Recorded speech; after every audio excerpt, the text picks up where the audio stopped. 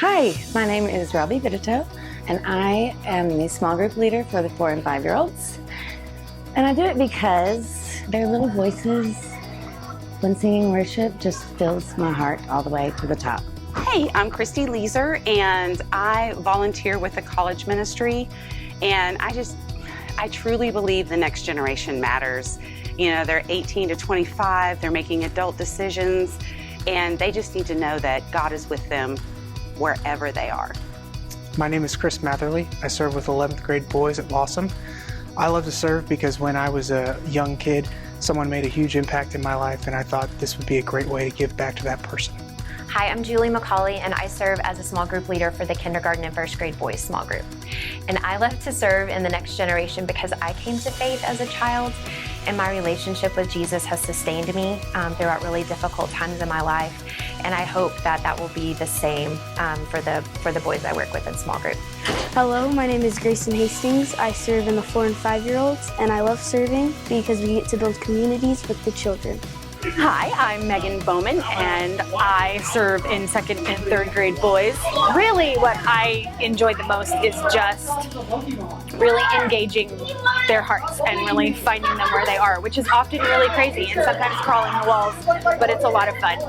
My name is Michelle Descavage, and I serve as a greeter in Lawsome, and I love serving here because of the energy and the passion of the kids, because quite honestly, adults can be kind of boring, and we need to be reminded that serving Jesus is really fun.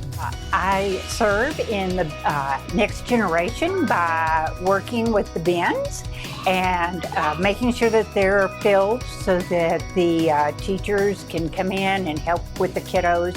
I think this is so important, not only because I have grandchildren in this generation, but also because it's hard growing up and life in general is hard. And I think it is so important for these kiddos to have such a good foundation in the church. Hi, my name is Jasper, and I'm serving with the K through 1st grade boys, and I also serve with Lawsome on Wednesday nights. I really love to serve because I just love being a part of God's church, and I want to embody that in my life and to show the next generation that serving is one of the ways that I get to be closer to God. I'm Katie Townley, and I serve in the Acorn Club. I help check in the parents and the kids over here for safety, to make them feel comfortable, those sorts of things. The biggest reason I serve is because faith is so important to me, and I want to build a foundation of faith for my kids, and they want to serve over here. So allowing us all to serve and to meet new people, help them feel comfortable, it's just all worth it. My name is Ashley Hernandez, and I serve with the 10th grade girls. I love serving with the next generation because we get to create a safe place for them to come each week, and they just get to be themselves. I love the next generation. The next generation matters. I believe in the next generation. The next generation matters. I love the next generation.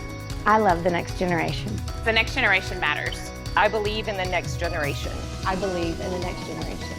The next generation matters. Today we like to talk about the why, just like they did in the video of why they serve in the next generation here at Live Oak. We'd like to talk about the why for why we do that as a church. And let me just tell you the 2 reasons why I believe in and serve in the next generation. At Live Oak, we invest our budget disproportionately in the next generation. We staff disproportionately to next generation staff. A lot of our volunteers are mainly in the next generation, and we're really okay with that. In fact, we're always thinking about how can we invest and do more because we think it matters. And let me tell you why. One of my 2 whys, one is years ago I came across the statistic about how students that are actively engaged in their faith and their faith community in high school and middle school walk away from their faith in college. And the stat over the years that has not changed much, never gone down, is about 50%. 50%. So if there were 10 student worship leaders up here, 5 of those would disengage from their faith and faith community in college, and many of those, over the years, many of them would come back. That's not happening as much anymore. Statistics recently say it's more like 65% or 70%. So if I'm not okay with 5 out of 10, I'm sure not okay with that with 7 out of 10. That bothers me. But we're not just trying to change statistics. We want to change lives. We think it's really important. And we've been asking the question, how do we change that stat? Which means we've paid attention to the research that tells us, what does it look like for the ones who don't disengage? What's different about them than the ones who walk away? And one of the key things that's in that we leverage is what we're talking about today. It's also found in the Bible, in the Gospels actually, in Mark chapter 10. There's two stories that are back to back in Mark chapter 10. It's also found in the Gospel of Matthew. When those two stories are told, they're also told back to back, although they seem like unrelated stories. In Mark chapter 10, verse 13, Jesus is teaching and the kids are coming and the disciples are keeping them away, and Jesus says, don't keep the kids from coming to me. In fact, he says, let the little children come to me. And they come running. They're flocking to him. They love being with him. The very next story, in Mark chapter 10, there's a young ruler who's believed to be in his late teens, early 20s, who comes to Jesus with a spiritual question. And he doesn't like what he hears, and he's not sure how to wrap his head around it, so he walks away. And I don't think it's an accident that these two are back to back, that for kids, they'll flock to Jesus. But something happens in life, and something happens in the development process, where by the time you're in your teens or 20s, we tend to walk away. And the rich young ruler was me. This is the second reason why I'm so invested in the next generation. It's because I was one of the ones that walked away. My parents raised me to have faith. We went to church. We were engaged. We were active. I had great parents and a great family. But around middle school, I said, I don't know if this is for me. And I walked away. And I remember in high school, I wasn't active in the youth group at our church. I did not go except on Sundays. I didn't go to any activities or anything like that. And I remember my mom saying, hey, this guy, Steve Harden's going to come visit you today. I was like, why? Am I in trouble? She said, no. He just wanted to come by and say hi. And I found this highly suspicious. I was like, I don't know about this. Because I wasn't, thank you, I wasn't going to the youth group. I didn't understand why one of the youth ministers wanted to come see me. And I'll never forget sitting at our kitchen table, and we had these big glass windows, looking out the front window as he pulled up and walked up, and I'm just thinking, why is he here? And he came in, and he sat down, and just was talking for a while, and he said, and I actually said, hey, so why are you here? What are you doing? He said, I'm here for you. It's like, what does that mean? He said, just interested. How's life? How are you doing? What's going on? He actually never invited me to anything. Not that he was telling me to stay away, but he was just there to see me. It made a huge impression on me. I told him that just a few years ago, I came across him. I said, Steve, you'll never know. I go, do you even remember that? He goes, honestly, Doug, I don't. Well, thanks. But he said, that's just what I did. I just loved going to show up at people's lives and take an interest in them. I was like, well, it made a difference in me. And several years later, my life was kind of in the ditch, and my parents called in a friend of theirs who was a retired colonel in the military. He was a chaplain in the military. Now he did corporate chaplains. He was a chaplain for my dad's company, and his name was Gil Strickland. I'll never forget, he showed up at my house, and he came into my room, and he was wearing a three-piece suit, military, sharp-dressed man, and there were three choices of where to sit: the desk chair, my bed, or the Budweiser beanbag chair I had stolen out of someone's garage. I sat in the desk chair as a strategic move because I thought, I'm going to make him as uncomfortable as possible. So I thought, he'll sit on the bed. He sat in the beanbag chair, the most uncomfortable chair in the room, and he sat down, and I'm kind of doing so why are you here? Is it because I made some bad choices or because I'm not doing something? He said, just interested in you. Tell me your story. Would you like to go grab pizza or a Coke sometime? I was like, I don't know. Let's see how this goes. But to this day, I'm friends with Gil Strickland. Those two encounters of people showing up when I was a rich young ruler walking away really changed me. It changed the trajectory of my life. And I think there's something about us where a lot of us have a rich young ruler moment where we tend to pull away, and sometimes we want to see if anyone will chase us, to see if anyone will show up. And they did, and it changed me. And by design, for whatever reason, God has planned for us to always invest in the next generation. That's how he's designed this thing to work. That's why he puts us in families, and we should care about those who aren't in families. Because relationships really do matter. As a matter of fact, in the book of Psalm 78, it says this: we will tell the next generation the praiseworthy deeds of the Lord, his power and the wonders he has done. See, if he's done something wonderful in our life, amazing in our life, praiseworthy in our life, we need to tell the next generation and make an introduction to the God that wants to engage with them, their creator, who wants to be their redeemer. And they, as a faith community, just decided, we will tell the next generation. And as a church, we're saying, we're going to do that too. Verse 5, it says this: he decreed statutes for Jacob and established the law in Israel, which he commanded our ancestors to teach their children. He said, look, there are these promises and truths of God that you know them, tell them. Help them understand not just their God, but the truth about him, so the next generation would know them. Even the children yet to be born, so they'll tell their generation, and then they tell their generation. It's a handout, it's this ripple effect. And they in turn would tell their children. Verse 7 says this: then, when we do that, they would put their trust in God and would not forget his deeds, but would keep his commands. I'm so glad Steve and Gil and my parents and my grandparents did that for me. So they did that for me, so I do that for my kids. I try to do that for your kids, and I hope you do that for my kids as well. This next generation thing of it handing down is how it goes. I love this quote from Andy Stanley. It says, actions don't just speak louder than words. Sometimes they echo into the next generation. And some of us are living in the echoes of the faith of our parents or grandparents or friends or someone who invested in us, a coach, a teacher, a small group leader, somebody. And it sent a positive echo in our life. Some of us are living with the echoes of a previous generation that are some pretty rough baggage.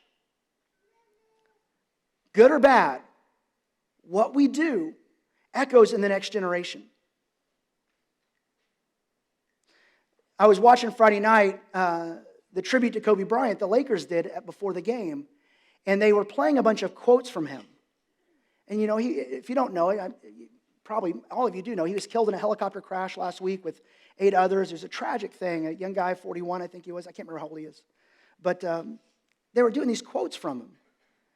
And, you know, he's going down as one of the greatest Lakers ever. And he was talking about when his jerseys were retired, because he had 2 numbers, 8 and 24, that he wore there, and they retired both of them.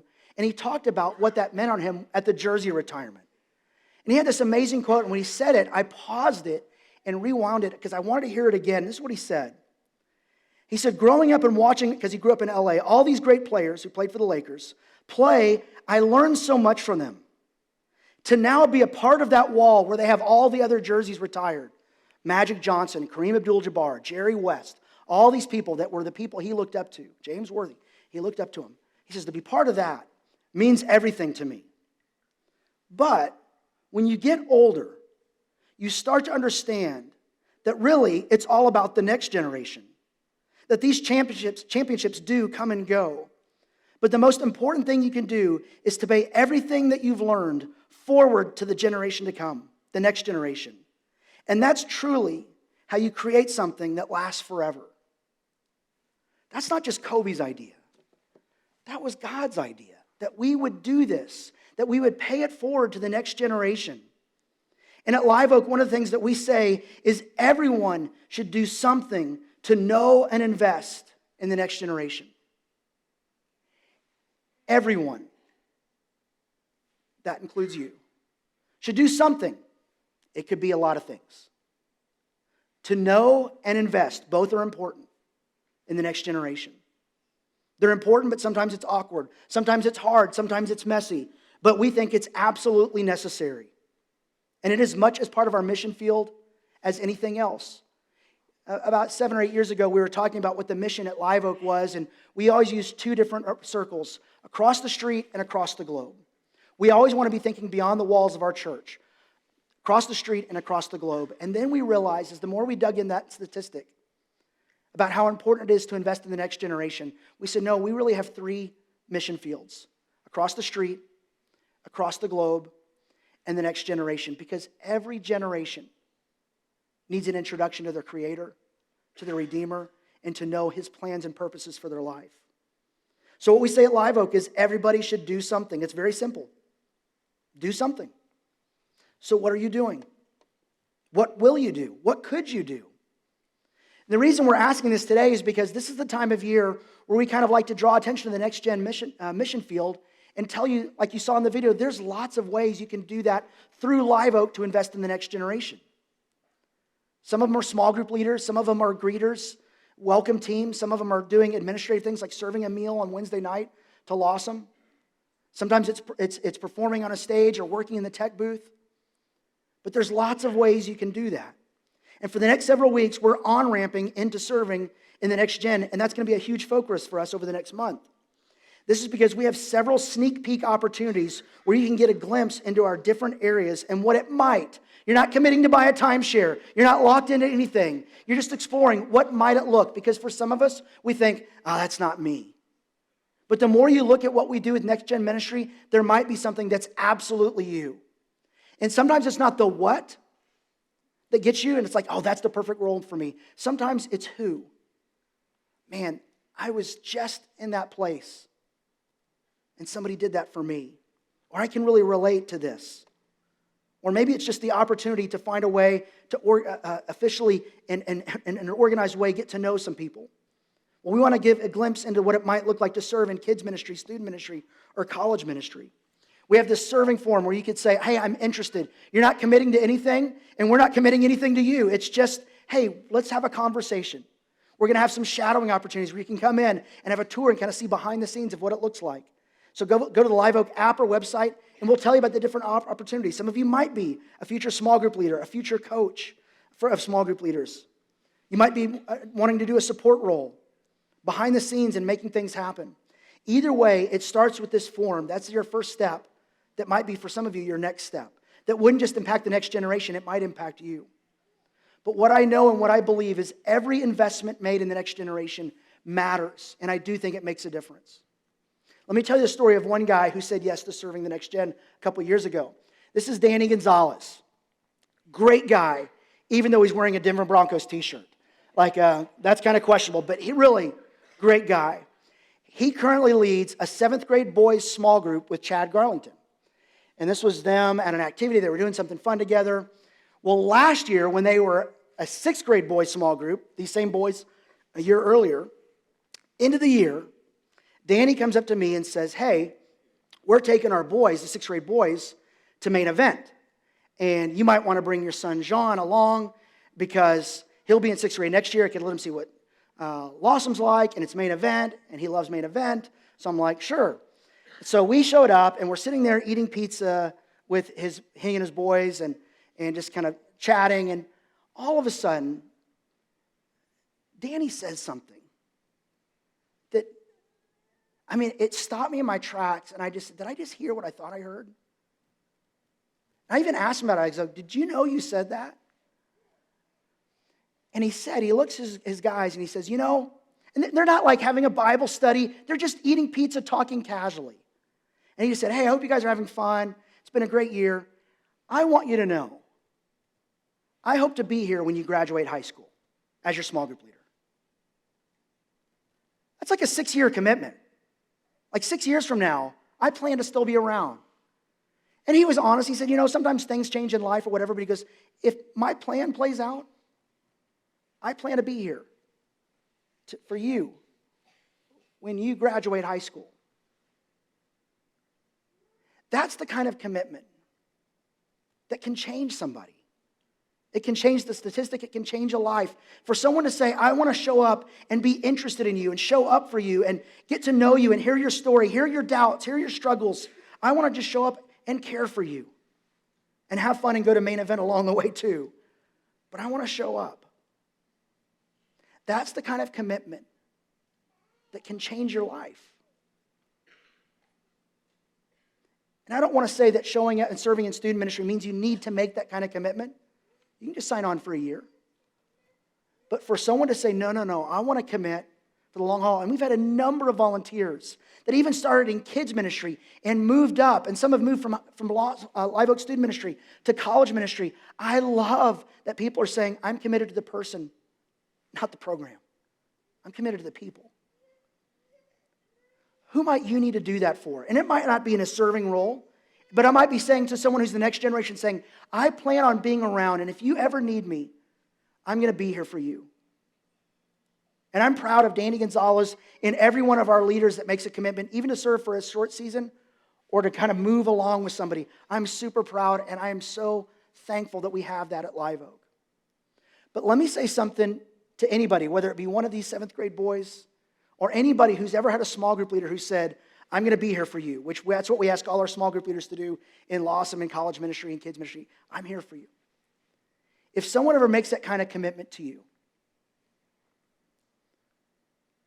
take advantage of it. At some point, you may come to a rich young ruler moment too, where it feels like it's a good thing to walk away, to disconnect. And I can't guarantee that they're going to come walking up the sidewalk like Steve Harden did, or have an arranged meeting by your parents like Gil Strickland did. But if someone says, I'm your small group leader, I'm here for you, be yourself. Show up.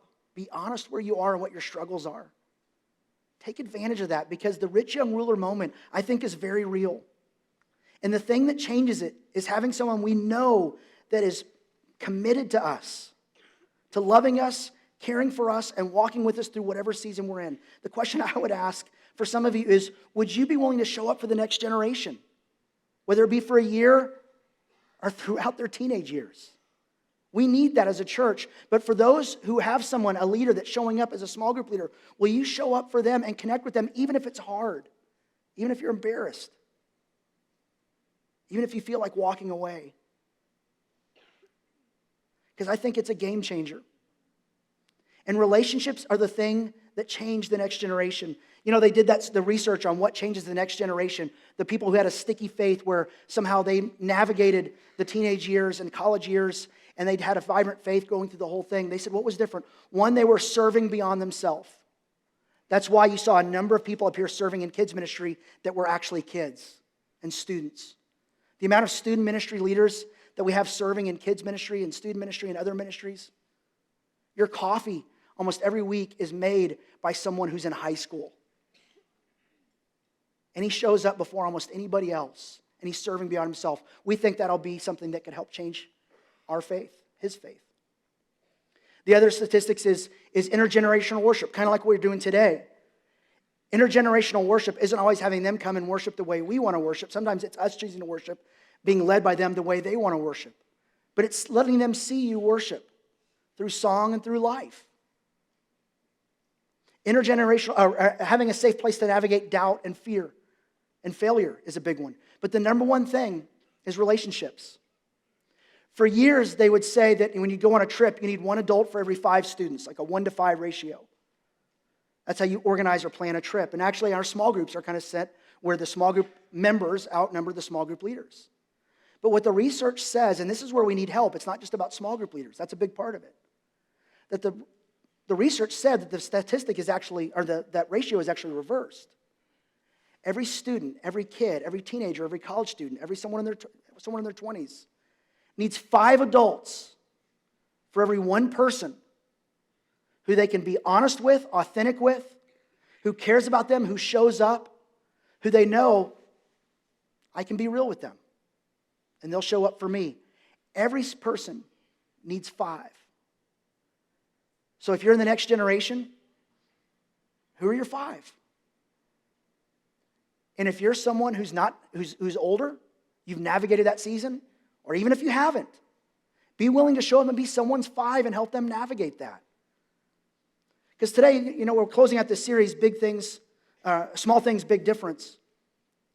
The something that matters most to the next generation is really true of every generation. It's relationships. We talked about the small things that make a big difference at this series. A little of faith and a big God makes a big difference. We talked about the thoughts and our thought life. The little things we think will ultimately show up in a big way in our life. We talked about words. You want to change the way you live, change the way you speak, because your words have power. We talked about actions and habits. You are what you repeatedly do. Well, the last small thing, big difference is what we're talking about today. It's relationships. It's the small things that no one sees that result in the big things that everyone wants. And who is around you is shaping you more than you know. Maybe you've heard the statistic where they said, or the quote where they said, you are the sum of the 5 people you spend the most amount of time with. And I actually read an article this week that said, actually, that's not true. It is. The 5 people you spend the most time with are definitely going to influence you, but it's actually even one step away.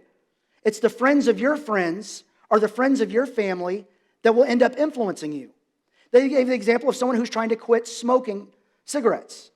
And they said, if you're trying to quit smoking, but your friend smokes cigarettes, you're more likely not to be able to quit, or actually even you're more likely to smoke if you have a friend that smokes. But they said this, and this was fascinating. If you're friends with someone who does not smoke, but their friend does, you are more likely to smoke. Because relationships matter. It's not just the relationships you have, it's the relationships, the people you have relationship with that matters. We're highly influenced through relationship. It's the game changer. And you become like the people you hang out with. Proverbs 13:20 says, walk with the wise and grow wise. If you want to grow wise, be around wise people. You might quickly think about the 5 people you spend time with. On a scale of 1 to 10, how wise are they? Do the math. That's how wise you may be.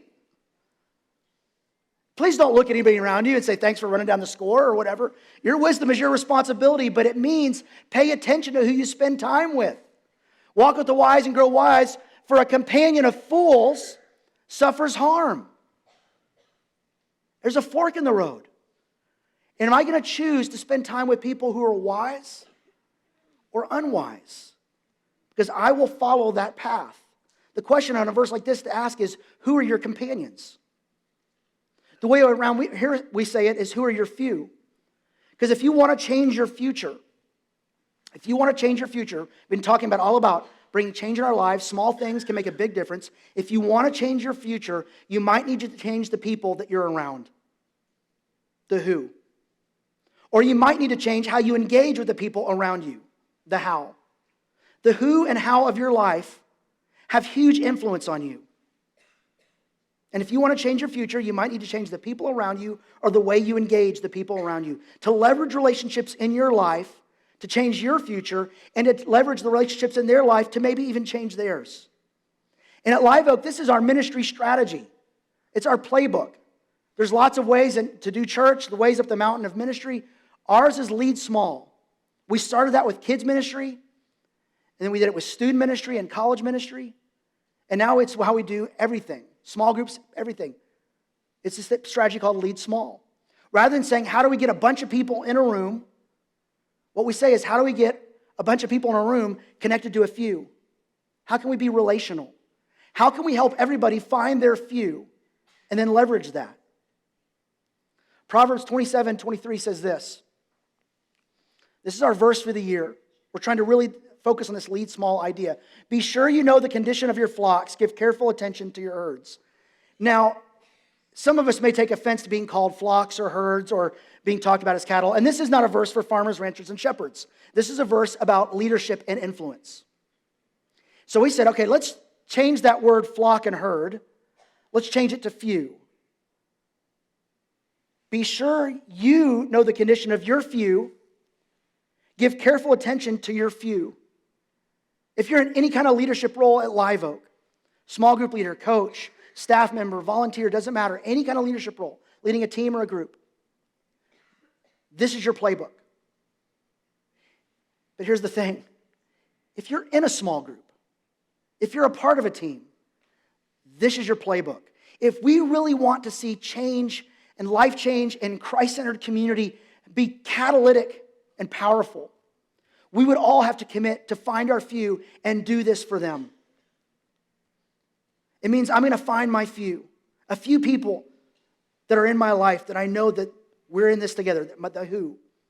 But also there's the how. How do we engage with each other? Well, it starts by knowing your few, giving them careful attention, simply knowing them. Taking interest in their stories, doing what Danny Gonzalez does. Take an interest, show up, tell me your story. Getting to know them. And then it says, know the condition of your few.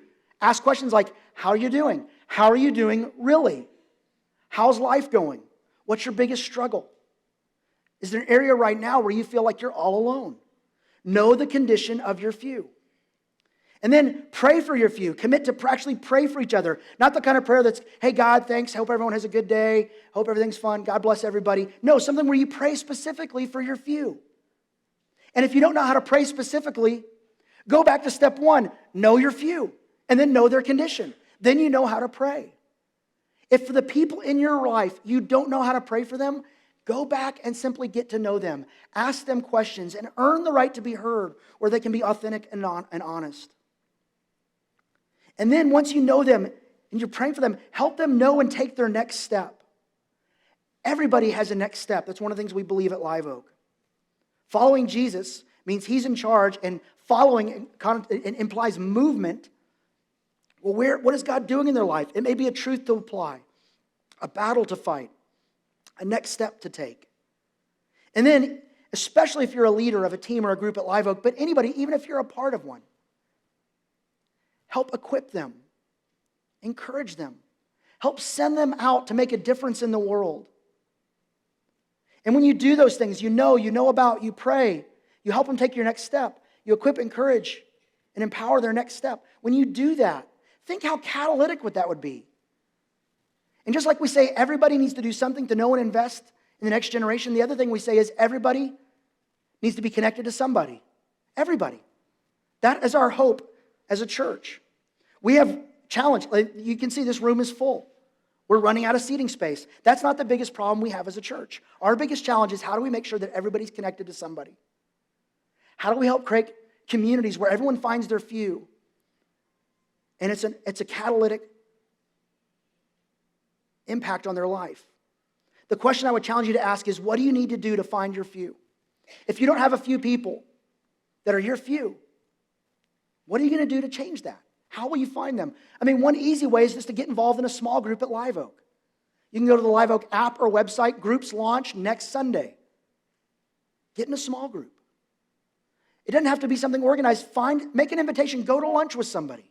Go to coffee with somebody. Find somebody and find your few. Focus on the who. Who are my few? But also, how can I leverage those relationships? Not just leverage it for your life, but how can you leverage your life for theirs? What do you need to do to find your few, and how can you leverage that for others? Throughout this series, we've been thinking sometimes it's a small thing that makes a difference. You might be one invitation away from sitting across the table from someone that can have a catalytic effect on your life. You might be one decision to show up in someone's life and walk up the front driveway that could end up changing somebody like Steve Harden did for me. If you want to change your future, you might need to change the people around you. Or maybe change how you leverage the relationships of the people around you. You might need to change the who, or you might need to change the how, but I know that finding your few is critical for your story. And for the next generation, it is incredibly impactful. We go through more changes between 0 and 25 than we do the rest of our life. The most changes happen in that season. So having the right people around you, walking with the wise, is incredibly important. Being honest and authentic about where you are is incredibly important. And for many of us, leveraging our relationships into the next generation, even if it's someone just a few years behind us, can make all the difference in the world. So again, this Next Gen Serving Forum, this might be your next step, and we're praying for the people that God has in mind to be part of our team to impact the next generation. It is one of the most strategic things we do as a church, is invest in the next generation. And I'm thankful for all of those who serve in that area, or who might someday. But again, it's not just about those who serve here. I think everybody, even if you serve in another area, even if you don't serve at all, everyone should do something to know and invest in the lives of the next generation. That might be investing in a parent. It might be as a grandparent. Some of you are grandparents. Your role is not just to spoil. I know I'm minimizing that's the character of grandparents, but that's kind of, grandparents have the freedoms like, I can spoil, I don't have to deal with the bedtime after the 3 Mountain Dews and all that kind of stuff. It's a good idea to bring home a kitten and all that kind of stuff. Like grandparents can spoil, but I can tell you this from doing a number of funerals for people who spoke about their grandparents when they passed away. I started connecting dots. I go, I don't think they ever said that to their grandparent about how their faith impacted them. I don't think I ever said it to my grandparents. I think I did to my grandmother. I did her funeral. I don't think I did to my grandfather. He's one of the godliest men I've ever met, who modeled some things for me that are incredible, that I'll never forget. But I don't think I ever told him, hey, you're modeling what it looks like to follow Jesus as a man for me. I never said that. And I don't know if he knew it, but he did. And grandparents, I don't think you know the impact you're having. And sometimes you can be that grandparent that has an influence on someone that's not even in your family tree. Just because you have a couple of generations between you and another generation doesn't mean you can't have impact. And Mark Porter, the executive pastor, and I say on a regular basis, we could use more gray hair in student ministry. We believe everybody has something to offer, and everybody should do something to know and invest in the next generation. Well, next week, we're starting a new series called Living on Purpose. Jesus was very clear on his purpose. Every time people asked him or pushed him, sometimes they didn't even ask, and he just offered up. He said, I have come for this purpose.